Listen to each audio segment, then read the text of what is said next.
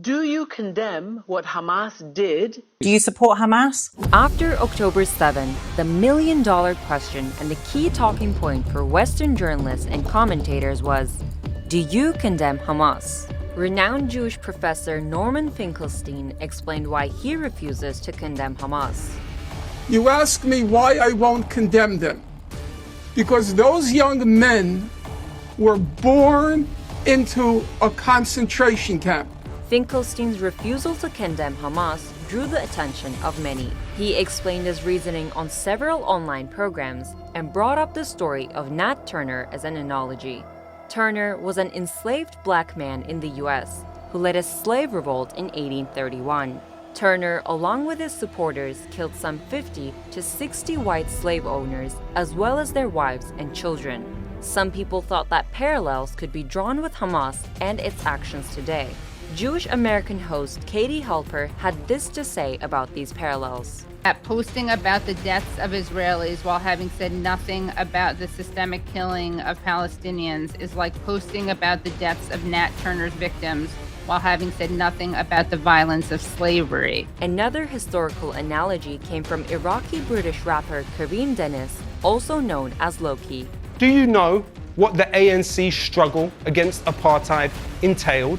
Are you aware that the ANC are believed to have very unfortunately, horrifically, and terribly taken the lives of children and civilians in their struggle against apartheid? History is filled with examples of armed struggles for liberation. Native Americans used armed resistance against white settlers in the 17th century during the violent formation of the United States, in what is now referred to as the American Indian Wars. The 18th century Haitian Revolution against European colonization and slavery claimed the lives of thousands of white settlers and soldiers, while the Algerian War of Independence between 1954 and 1962 claimed the lives of an estimated 5,000 to 6,000 French settlers, in addition to even more French and British soldiers. Another question must also be answered. Should settlers be considered civilians? While the United Nations recognizes the right of a people to self-determination and self-defense against a foreign occupation, international law doesn't permit combatants to attack civilians who are not taking an active part in occupation. In the case of Palestinians, armed resistance groups and their supporters point out that settlements in areas officially recognized as occupied Palestinian territory are illegal under international law. And Israel not only uses these illegal residential settlements as military outposts, but also turns a blind eye to Jewish settler violence. When Piers Morgan asked Hussam Zomlot, Palestinian ambassador to the UK, the famous question, "Do you condemn Hamas?" the ambassador refused to answer the question and had this to say.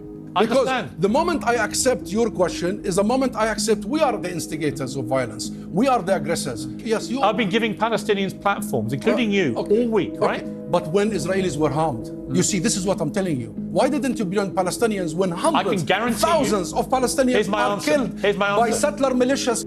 Jewish settler violence in the occupied Palestinian territories has been a well-documented and escalating problem for Palestinians. According to the United Nations, nearly 3,000 settler attacks took place between 2010 and 2019 and led to significant Palestinian casualties, including deaths, injuries, and property damage. Israeli human rights organization Yesh Din, which has been tracking settler violence since 2005, registered just 7% of settler attacks have led to criminal charges, with only 3% of the investigations leading to a conviction. And according to Al Jazeera, at least 5 Palestinians were killed by Israeli settlers in the occupied West Bank during the first 2 months of 2023. So settlers are considered civilians by organizations like Amnesty International, so long as they are not actively taking part in fighting. But when you consider the prevalence of settler violence in occupied Palestine, a complex picture emerges.